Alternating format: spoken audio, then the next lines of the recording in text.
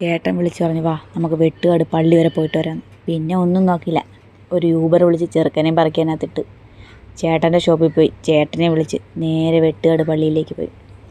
അവിടെ ചെന്ന് വണ്ടിയൊക്കെ പാർക്ക് ചെയ്ത് അവിടെ ഇരുന്നൊരു അമ്മച്ചിയുടെ കയ്യിൽ നിന്നൊരു മെഴുകുതിരിയൊക്കെ വാങ്ങി അവിടെ പോയി പ്രാർത്ഥിച്ച് മെഴുകുതിരി കത്തിക്കുന്ന അവിടെ പോയി മെഴുകുതിരിയൊക്കെ കത്തിച്ച് വെച്ചിട്ട് ഇനി പള്ളിയിൽ കയറാമെന്നും പറഞ്ഞ് നടന്നു.